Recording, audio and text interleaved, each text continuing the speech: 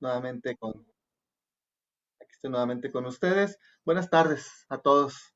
Y bueno, antes de iniciar propiamente con lo que es el mensaje, quisiera empezarlo con la siguiente anécdota. El 12 de abril de 1961, Yuri Gagarin, quien meses antes había sido escogido de entre aproximadamente 3.500 personas de la antigua Unión Soviética para ser el primer hombre en viajar al espacio exterior a bordo del Vostok 1, y cuando se encontraba ya en órbita, se le atribuye la siguiente expresión: no veo a ningún dios aquí arriba. El escepticismo que abrazaba la filosofía comunista hizo que hace ya más de 60 años millones de personas en todo el mundo se preguntaran: ¿dónde está Dios? El comunismo inició su caída en 1989 con la perestroika de Mikhail Gorbachev, y en 1991 cayó el muro que dividía la ciudad de Berlín en Alemania. Pero ese escepticismo anticristiano persiste en muchas formas hasta nuestros días. Y la retórica de ellos aún continúa al preguntar: ¿dónde está Dios? Bueno, como dijo ahorita Miguel, el título de esta predicación de esta tarde se llama ¿dónde está el Dios de Elías? Pero yo te preguntaría ahora a ti, ¿dónde está? ¿Tú lo sabes? Probablemente tú también como cristiano te hagas esta misma pregunta en estos tiempos difíciles que nos ha tocado vivir. Y quizá tú dices, bueno, si es cierto, ¿dónde está el Dios de Elías? Bueno, yo te invito a que conozcamos un poco más de Elías y su Dios. Para esto vamos a leer el pasaje que está en Primera de Reyes, capítulo 17 y versículo 1, que dice lo siguiente: entonces Elías Tisbita, que era de los moradores de Galad, dijo a Acab, que era el rey: vive Jehová, Dios de Israel, en cuya presencia estoy, que no habrá lluvia ni rocío en estos años, sino por mi palabra. Elías era un hombre que cuando oraba, Dios le respondía de manera inmediata. Elías oró y dejó de llover en Israel. Elías volvió a orar y la lluvia vino. En la actualidad, para los que vivimos en la ciudad de Monterrey, es bien sabido que estamos sufriendo una terrible escasez de agua. Y quizás se estén preguntando muchos, ¿dónde está el Dios de Elías? ¿Dónde está ahora que lo necesitamos? Yo te quiero decir que Dios no ha cambiado. En Hebreos 13:8, el Señor nos dice que Él es el mismo ayer, es decir, en los tiempos de Elías, hoy, en este tiempo que estamos viviendo, y por los siglos. Él es el mismo ayer, hoy y por los siglos. No ha cambiado. Entonces, ante esta o cualquier otra crisis en tu vida, la pregunta que te deberías estar haciendo no es ¿dónde está el Dios de Elías?, sino más bien ¿dónde están los hombres y mujeres como Elías? Santiago 5:17 nos dice que Elías era un hombre sujeto a pasiones semejantes a las nuestras, y oró fervientemente para que no lloviese, y no llovió sobre la tierra por 3 años y 6 meses. ¿Sí? La sequía que estamos viviendo aquí en Monterrey no es nada con estos 3 años y 6 meses donde decía ni lluvia ni rocío. ¿Sí? Entonces, si Elías era un hombre tan ordinario como tú y como yo, ¿por qué Dios no hace grandes cosas a través de nosotros? Bueno, el problema reside en que nosotros no somos hombres o mujeres de oración como Él. Quizá muchos de nosotros como creyentes oramos y Dios parece no contestar. Y esto no es porque seamos demasiado ignorantes en cuanto a las cosas de Dios. Conocemos mucho acerca de las cosas de Dios.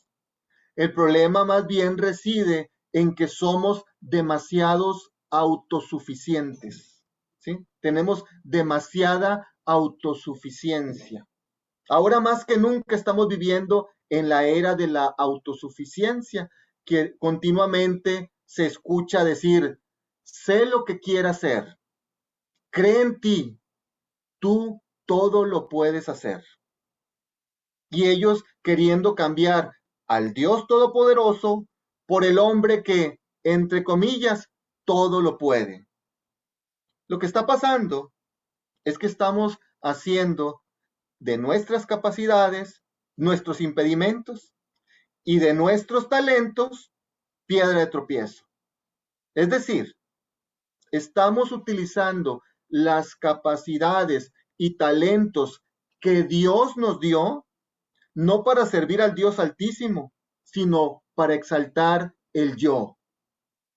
Muchos cristianos en la actualidad se hacen los siguientes razonamientos tienen los siguientes razonamientos. ¿Por qué he de orar si yo ya estudié bastante? Tengo una carrera universitaria, tengo un buen trabajo, yo mismo puedo forjar mi propio destino. ¿Para qué oro? En los tiempos de Elías, el pueblo estaba ciego espiritualmente y bebía la iniquidad como si fuera un río de agua grande que venía hacia ellos y ellos lo tragaban todo. Fue en ese tiempo donde aquella perversa reina llamada Jezabel había mandado matar a los profetas de Dios, reemplazándoles por sacerdotes de divinidades falsas. Cada día se levantaban nuevos templos paganos en Israel, en los cuales se practicaban ritos crueles donde morían sacrificados niños y doncellas.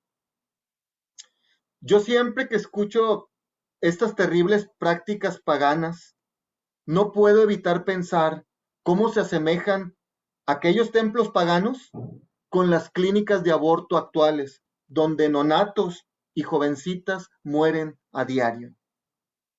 Pero regresando al mensaje, debemos mencionar que todas estas prácticas terribles ocurrían en un pueblo donde llamaban a Abraham su padre y cuyos antepasados habían clamado a Dios en sus tribulaciones y habían sido librados de todas sus angustias.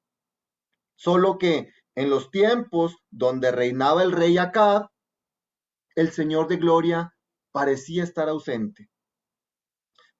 Pero a pesar de la profunda apostasía del pueblo de Israel, Dios en su infinita misericordia levantó a un hombre, no un comité regulador, no una mesa de diálogo, no una ONG, no una cámara de senadores y de diputados, no un colectivo de ningún tipo, tampoco una secta religiosa, ni tampoco levantó un ángel. Levantó a un hombre con pasiones semejantes a las tuyas y a las mías. Dios llamó a un hombre a estar en el camino estrecho con los pecadores. Así como Abraham en tiempos antiguos, ahora Elías estaba ante el Señor.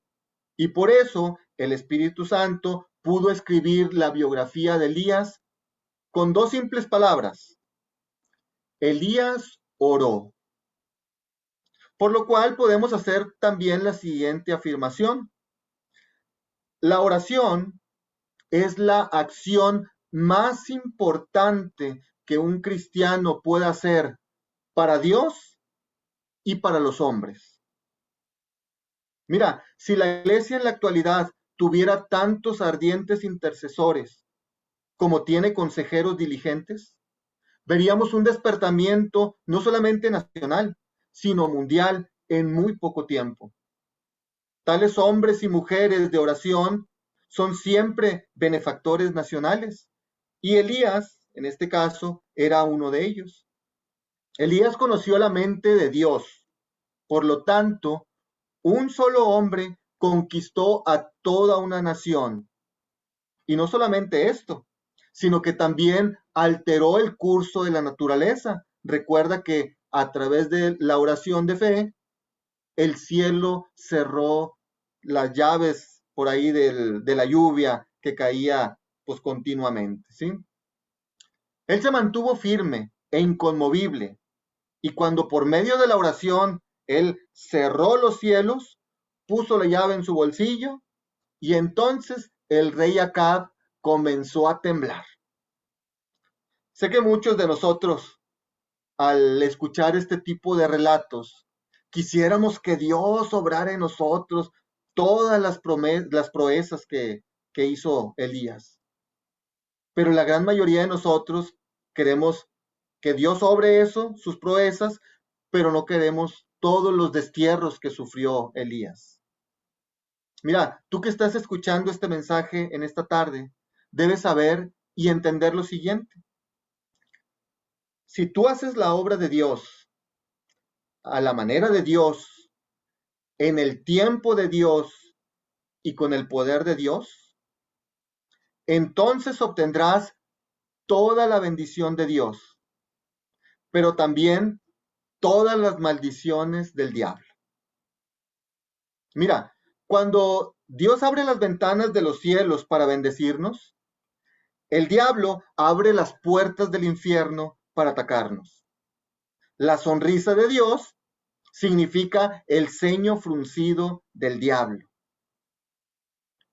Muchos evangelistas en estos tiempos lloran por el poder de los sistemas ateos, pero cierran su boca ante la amenaza de la religión nominal y apóstata. Nuestro país se estremecería de costa a costa si alguien fuera contra las religiones humanamente organizadas y todos sus errores que conllevan. También en la actualidad hay muchas compañías, organizaciones no gubernamentales, colectivos, partidos políticos, etcétera, que parecen más una religión que lo que ellos dicen representar. Y nadie siente compasión por las multitudes engañadas con esas formas nocivas de religión. Tales multitudes tienen que conmovernos, como conmovieron a Elías circunstancias muy similares. Y todos estos movimientos humanos, tanto religiosos como seculares, tienen un común denominador. Tienen mucha religión, pero nada del Señor. Pero para nosotros hay un solo lugar que mantendrá nuestro corazón en pasión y nuestros ojos en verdadera visión. Y ese lugar es la cámara secreta de la oración. Y Elías, con un volcán en el corazón y voz de trueno, apareció en el reino de Israel para un tiempo como ese, un tiempo difícil. Las dificultades para la evangelización mundial en nuestros días, pues son muchas. Pero déjame, yo te hago una observación. Las dificultades siempre dan lugar a hombres y mujeres decididos. ¿Alguna vez has llegado ante un río que parece incruzable? ¿O te encuentras actualmente ante una montaña que parece inescalable? Dios es especialista de las cosas imposibles y se complace en hacer posible lo que es imposible para cualquier otro poder. Pero el precio es alto. Dios no quiere ser nuestro asociado. La condición para lograr lo imposible es que Dios sea nuestro dueño, nuestro Señor y Rey, a quien de buen agrado obedecemos sin reservas. Elías vivió con Dios y consideró los pecados de la nación de Israel como pecados contra Dios. Se entristeció sobre tales pecados al igual que Dios y habló contra ellos como si él mismo fuera Dios. Fue tan apasionado en sus oraciones como en su denuncia del mal.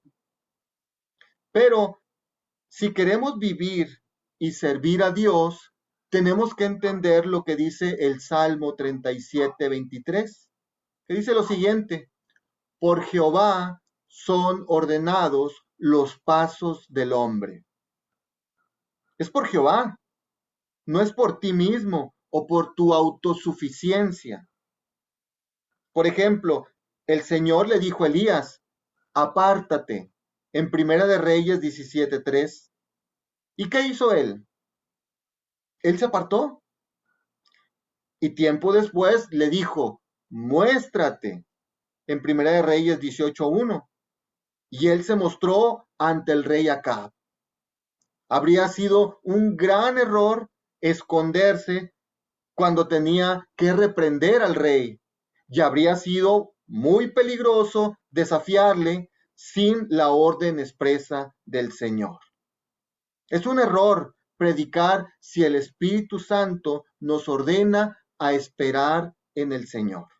¿Sí? Recuerden el caso por allá del apóstol Pablo, donde en alguna ocasión el Espíritu Santo le impidió predicar en una región por ahí de la Asia Menor. Entonces, y él fue obediente porque era un siervo de Dios.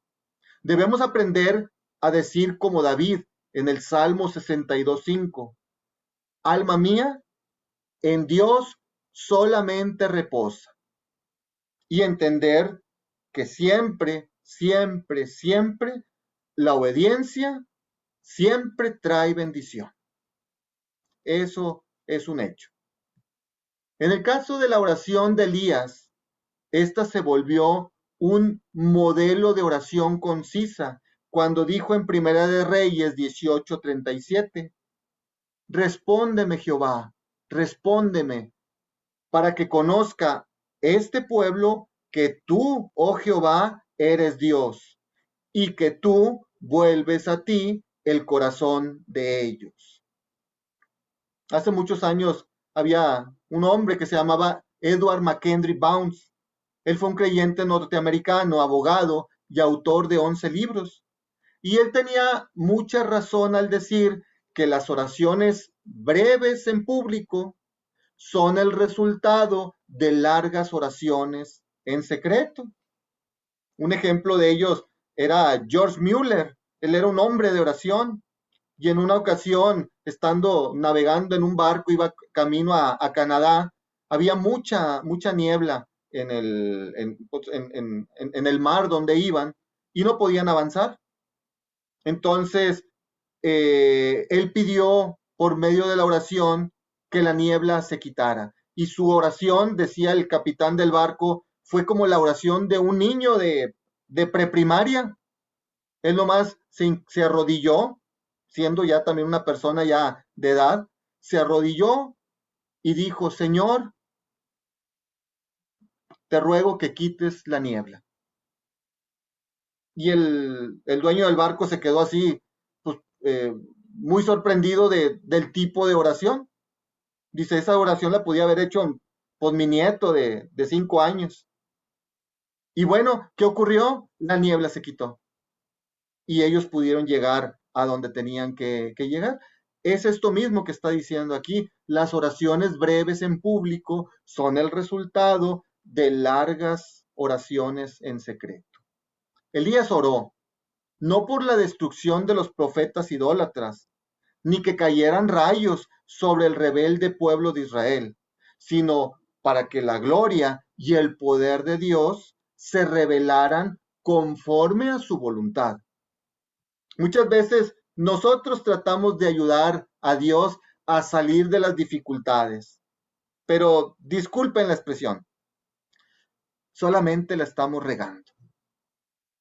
Recuerden que en cierta ocasión Abraham lo intentó y hasta el día de hoy el mundo sufre por causa de ese error que él cometió al tener pues un hijo que no era de la promesa, esto es Ismael. Entonces Jacob, que representa a los israelitas, e Ismael, que es de él desciende todo el pueblo árabe, han estado en perpetua guerra debido a que un creyente quiso ayudar a Dios a cumplir su voluntad. Pero aquel que desee tener éxito en conocer la voluntad de Dios debe, y es un deber, debe tener una vida de oración. Si tú quieres tener éxito para conocer la voluntad de Dios, debes tener una vida de oración. Muchas de las fallas que actualmente se tienen en la vida y el servicio cristiano se deben a que estamos negligiendo en la oración. El apóstol Santiago les dijo a los creyentes de sus días en Santiago 4:2 que el secreto de la pobreza y falta de poder en sus vidas era por negligir en la oración. No tenéis lo que deseáis porque no pedís, no oras. Pero lamentablemente es lo mismo en el día de hoy. Actualmente, más de un cristiano se pregunta, ¿por qué tengo tan pobre avance en mi vida cristiana? Y Dios contesta, no tienes porque no pides. Y luego dice, ¿por qué tengo tan pequeñas victorias sobre el pecado? Y Dios contesta, no tienes porque no pides. Y también dice la persona, ¿por qué únicamente puedo lograr tan poco con mi esfuerzo? Y Dios contesta nuevamente, no tienes porque no pides. Pero con Elías pasó exactamente todo lo contrario. Elías trató de poner las cosas más y más difíciles para Dios. ¿Qué hizo? ¿Recuerdas? Pidió fuego e hizo empapar de agua todo el altar. Bueno, Dios quiere vernos atrevidos en nuestras oraciones, como dice el Salmo 2:8. Pídeme y te daré por herencia las naciones y como posesión tuya los confines de la tierra. Pídeme, dice el Señor. Mira, es muy triste lo siguiente que te voy a comentar, pero la gran mayoría de nuestras oraciones realmente son advertencias y consejos que nosotros queremos darle a Dios. Nuestra oración está teñida de egoísmos, ya sea para nosotros mismos, para nuestra familia, para nuestra denominación o para nuestro grupo. Decía el apóstol Santiago en Santiago 4:3, pedís y no recibís, porque pedís mal, para gastar en vuestros deleites. Egoísmo y autosuficiencia. Que perezca en nosotros tal pensamiento. Debemos quitar todo egoísmo y toda autosuficiencia de nosotros si queremos ser usados por Dios. En el monte de la transfiguración, Elías estaba al lado de Cristo y los discípulos querían hacer para Jesús, Moisés y Elías 3 enramadas. Pero cuando vino la magnífica voz del cielo, dijo, este es mi Hijo amado, a él oíd. Y luego, cuando miraron, no vieron más a nadie consigo, sino a Jesús solo. Eso lo vemos en el pasaje de Mateo 17:5. Nuestros ojos deben estar solamente en Cristo. Nuestro objetivo debe estar fijado solamente en Dios, ya que es su honor, no el nuestro. Su honor es el que está siendo puesto en juego. Es su bendito Hijo. Él es el que está siendo despreciado e ignorado. Sus leyes quebrantadas. Su nombre profanado. Su libro, la Biblia, olvidado. Y su casa convertida pues en un círculo de actividades recreativas. Dios ejercita mucho su paciencia para con las oraciones y actitudes de su pueblo.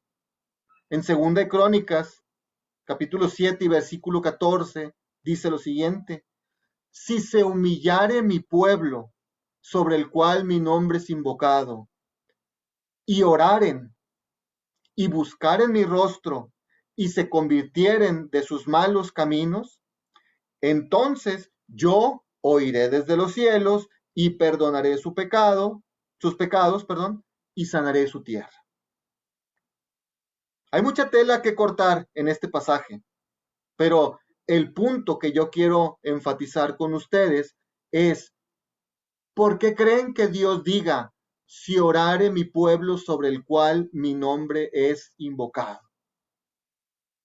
Bueno, hasta que no seamos un pueblo que ora y una iglesia que ora, es hasta entonces que Dios oirá, perdonará nuestros pecados y obrará a favor nuestro. Y esto puede empezar con una sola persona, así como con Elías. La oración es un arte que debe aprenderse, pero ¿qué escuela bíblica o seminario tiene la oración como una de sus asignaturas? Y si así fuera, ¿cómo se pudiera evaluar la oración? Pero entonces, ¿dónde se enseña semejante ciencia? Nos estaríamos preguntando. ¿Será a través de los líderes políticos de nuestra nación o los grandes directores de las empresas que no oran ni derraman una sola lágrima ante Dios? ¿O cómo podrán enseñar lo que no saben ni mucho menos practican? La ciencia más importante que uno puede estudiar es la oración según la Biblia, según nos lo enseña la Biblia.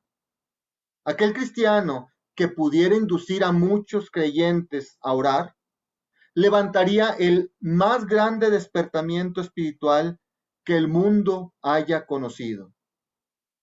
Un hombre llamado Paul Rees comentaba que el evangelismo y el despertamiento espiritual, aunque están íntimamente unidos, no deben ser confundidos. El evangelismo es una expresión de la iglesia, pero el despertamiento espiritual es una experiencia de la iglesia. Y otro hombre, llamado Lincecum, decía: Dios nunca ha tenido el propósito de que su iglesia sea un refrigerador para conservar la piedad, sino una incubadora de nuevos convertidos.